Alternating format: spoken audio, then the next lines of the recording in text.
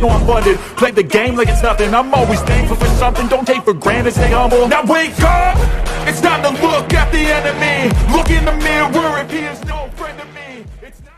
दोस्तों कहानी शुरू होती है और हमें एक स्कूल दिखाया जाता है जिसका कई सालों से रिजल्ट बहुत बुरा आ रहा था। मतलब कि वहां पर पढ़ने वाले सभी के सभी स्टूडेंट्स फेल होते जा रहे थे। अब इसी परेशानी के चलते स्कूल का प्रिंसिपल बबलू बवासीर वहां के एकेडमी इंस्पेक्टर के साथ मीटिंग करता है। कहता है कि मुझे लगता है कि इस देश के सारे बेवकूफ और नाकारा बच्चे मेरे ही स्कूल में भरे पड़े हैं। हमने तो शहर के सबसे काबिल टीचर्स को इन्हें पढ़ाने के लिए रखा था, लेकिन ये गधे तो पढ़ाई करना ही नहीं चाहते। अब इस स्कूल पर एकेडमी से प्रेशर पड़ने लगा था कि अगर इस साल 50% बच्चे पास नहीं हुए तो ट्रस्टी पैसे देना बंद कर देंगे और स्कूल को ताला लग जाएगा। अब एकेडमी इंस्पेक्टर चूसूदास को एक आइडिया आता है और वो प्रिंसिपल से कहता है कि अगर हम देश के सबसे घटिया, वाहियात और गिरे हुए टीचर्स को काम पर रख लें तो उनसे परेशान होकर ये चूतिए बच्चे अपने आप ही पढ़ने लग जाएंगे। जिसके बाद स्कूल में एंट्री होती है दुनिया के सबसे चूतिए टीचर्स की। ये सभी दिखने में टीचर्स कम और क्रिमिनल्स ज्यादा लग रहे थे। अब क्लास शुरू होती है और क्लास में पहली टीचर की एंट्री होती है जिसका नाम था चमन चूची। वो क्लास में आती है और कुछ भी पढ़ाने की बजाय वो बच्चों को चौक से मारने लगती है। कहती है कि तुम वालों को पढ़ाने का कोई फायदा नहीं, तुम साले नल्ले नकारा और छपरी हो।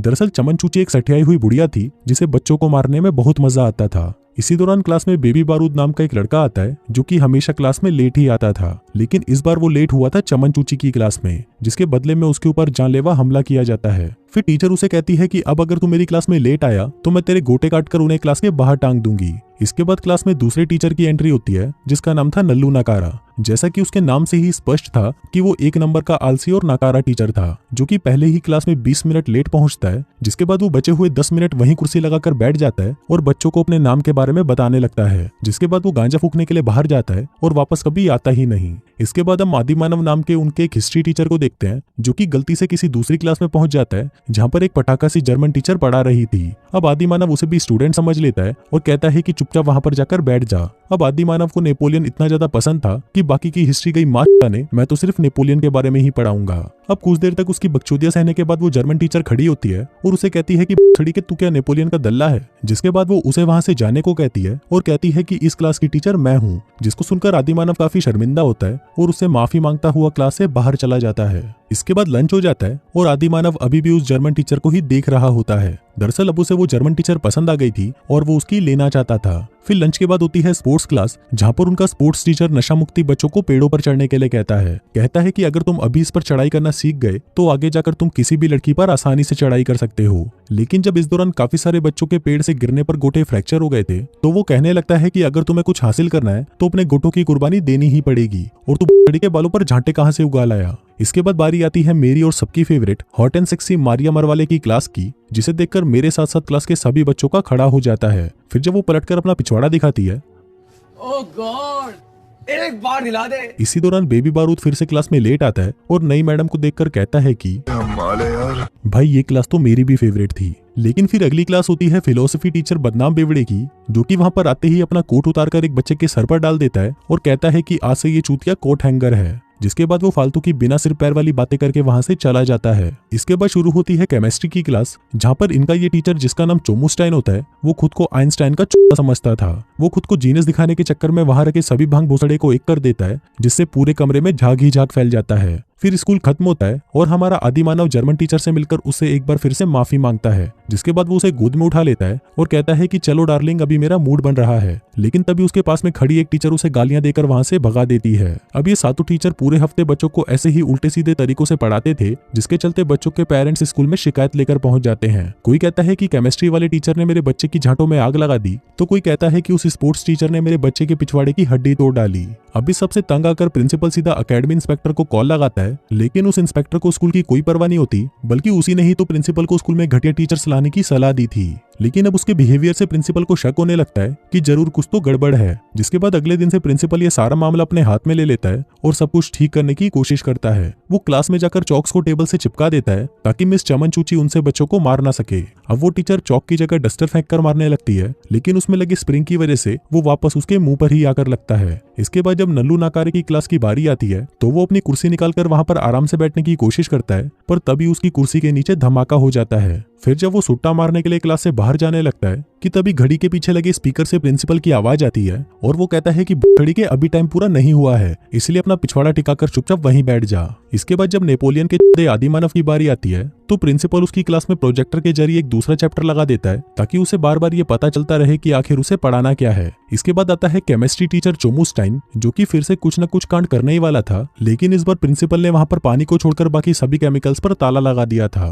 फिर बारी मेरी फेवरेट टीचर मारिया मरवाले की आती है, जिसकी क्लास में अटेंडेंस हमेशा फुल ही रहती थी, लेकिन बच्चों का ध्यान अपने गोल पर नहीं बल्कि मारिया के होल पर होता था, जिसका तोड़ निकालने के लिए प्रिंसिपल ने क्लास में हीटर ही निकलवा दिया था ताकि मारिया मैडम पूरे कपड़े पहनकर आए और बच्चों का ध्यान वापस अपने गोल की तरफ चला जाए। वहीं आदिमानव अभी भी जर्मन टीचर को पटाने की कोशिशों में लगा हुआ था। तभी बाकी के टीचर उसे ज्ञान देते हैं कि जब भी वो उसके पास जाए तो वो उसे इग्नोर करने लगे, और अगर उसने ऐसा कर दिया तो वो खुद ही उसके लिए घोड़ी बन जाएगी। अब आदिमानव उनकी बात मान जाता है और स्कूल के बाद अपने कपड़े उतारकर मस्त हीरो बनकर उसके सामने स्टाइल मारने लगता है, जिसके बाद वो उसे डेट पर चलने के लिए पूछता है, लेकिन जर्मन टीचर उसे साफ मना कर देती है। अब ऐसे ही काफी दिन बीत जाते हैं और साल खत्म होने को आता है। सभी टीचर काफी परेशान लग रहे थे क्योंकि प्रिंसिपल की वजह से वो अपने मन की नहीं कर पा रहे थे। फिर जब ऑफिसर यहाँ पर चेक करने आता है तो टीचर उसे बताने लगते हैं कि ये बड़ी वाला प्रिंसिपल हमें कुछ करने नहीं देता, जिसको सुनकर ऑफिसर कहता है कि ये प्रिंसिपल टीचर्स के मामले में कुछ ज्यादा ही उंगली कर रहा है, इसलिए अब टीचर्स को खुली छूट है, वो जो करना चाहे कर सकते हैं। अब तो उन टीचर्स की ऐश हो गई थी,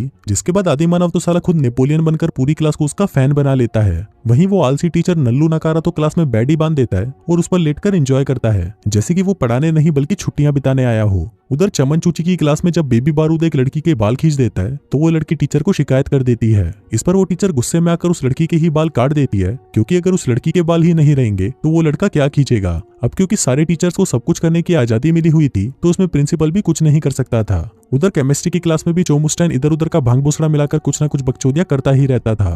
वहीं फिलोसफी टीचर बदनाम बेवड़ा स्कूल के सभी स्टूडेंट्स को नंगा होकर घूमने के लिए कहता है ताकि वो प्रकृति के असली रूप को समझ सकें। अब धीरे धीरे इन चूते टीचर्स के बारे में आसपास के दूसरे स्टूडेंट्स को भी पता चल गया था। फिर जब उन्होंने देखा कि यहाँ पर एक हॉट एंड सेक्सी मैडम है, बम बनाने वाला एक केमिस्ट्री टीचर है और लड़कियों को नंगा घुमाने वाला एक फिलोसफी टीचर है, तो ये देखकर बाकी के स्टूडेंट्स भी छुप छुप कर इस स्कूल में आने लगे। अब धीरे धीरे क्लास में इतने बच्चे आने लग गए थे कि क्लास में खड़े होने तक की भी जगह नहीं बची थी। वहीं बच्चों के भी मजे थे क्योंकि वहां पर उन्हें पढ़ाई छोड़कर बाकी सब कुछ करने को मिल रहा था। इसके साथ ही वो गधे टीचर्स भी फेमस होते जा रहे थे, लेकिन वहीं हमारा आदिमानव अभी भी उस जर्मन टीचर के पीछे कुत्ते की तरह पड़ा हुआ था। एक बार तो वो घोड़े पर राजकुमार बनकर उसे प्रपोज करने भी पहुंच जाता है, लेकिन उसका ये प्लान उल्टा पड़ जाता है क्योंकि वो घोड़ा अपने ऊपर गधे को बैठा देखकर वहां से भाग जाता है। अब कुछ ही देर में एग्जाम शुरू होने वाले थे, अब स्कूल के बाहर के बच्चों को अंदर आने से मना कर दिया जाता है। इसके बाद सभी बच्चों का एक मॉक टेस्ट लिया जाता है ताकि उनकी तैयारी के बारे में पता चल सके, लेकिन फिर जब इसका रिजल्ट आता है तो इस बार भी सारे के सारे बच्चे फेल हो जाते हैं। अब उन टीचर्स को समझ नहीं आ रहा होता कि इतनी अच्छी पढ़ाई कराने के बाद भी ये बच्चे फेल कैसे हो गए। तभी प्रिंसिपल गुस्से में एकेडमी इंस्पेक्टर पर ही बरस पड़ता है और कहता है कि तुम्हारे इस घटिया आइडिया के चलते हमारी हालत और भी बुरी हो गई है। तभी वो इंस्पेक्टर कहता है कि मैं तो कभी चाहता ही नहीं था कि इस स्कूल के बच्चे कभी पास भी हों, क्योंकि वो उस प्रिंसिपल को निकालकर खुद प्रिंसिपल बनना चाहता था। उसे पहले से ही पता था कि ये टीचर कुछ नहीं पढ़ाने वाले, इसलिए उसने जानबूझकर इन्हें ही काम पर रखा। इस दौरान हम देखते हैं कि आदिमानव इनकी सारी बातें छुपकर सुन लेता है और भागकर बाकी के टीचर्स को सब कुछ सच बता देता है। फिर जब उनको पता चलता है कि वो लोग फ्रांस के सबसे घटिया टीचर माने जाते हैं तो वो फैसला करते हैं कि अब वो सब कुछ ठीक कर देंगे। आदिमानव टेस्ट के पेपर्स चुराने का प्लान बनाता है ताकि सभी बच्चे चीटिंग करके पास हो जाएं, क्योंकि इतने से वक्त में तो वो उन्हें घंटा कुछ नहीं पढ़ा सकते थे। इसके बाद वो सभी मिलकर इस मास्टर प्लान को अंजाम देने की तैयारी करने लगते हैं। अब फाइनली वो दिन भी आ जाता है और सारे टीचर्स मिनिस्टर के ऑफिस के बाहर हो रहे दंगों में जाकर शामिल हो जाते हैं। फिर जब पुलिस उन्हें दबोचने आती है तो चमन चूची वहीं जमीन पर लेट जाती है, जिसे किसी का उस पर ध्यान नहीं जाता। फिर चमन चूची और नल्लू नकारा ऑफिस के बाहर पहरा देते हैं और उसके बाकी साथी चुपके से ऑफिस के अंदर घुस जाते हैं। वहीं मारिया मरवाले अपनी सुंदरता से गार्ड्स को फंसा लेती है, जिस बीच बाकी के टीचर्स चुपके से उस कमरे में पहुंच जाते हैं जहां पर होने वाले एग्जाम्स के पेपर पड़े थे। लेकिन अब प्रॉब्लम ये थी कि जिस तिजोरी में वो पेपर रखे थे वो तिजोरी लॉक थी। फिर सभी अपना दिमाग चलाते हैं और मिनिस्टर की इलेक्शन जीतने वाली तारीख को तिजोरी में लगा देते हैं, जिससे वो तिजोरी खुल जाती है। फिर अगले दिन सभी बच्चों का एक दूसरा टेस्ट होता है। अब टीचर्स ने तो बच्चों को पेपर पहले ही दे दिया था, लेकिन जब एग्जाम हो जाता है तो उन्हें पता चलता है कि वो छूतिया गलती से दूसरी क्लास का पेपर चुरा लाए थे। लेकिन फिर भी वो बच्चे इस बात को अप्रिशिएट करते हैं कि कम से कम टीचर्स ने उनके बारे में सोचा तो सही।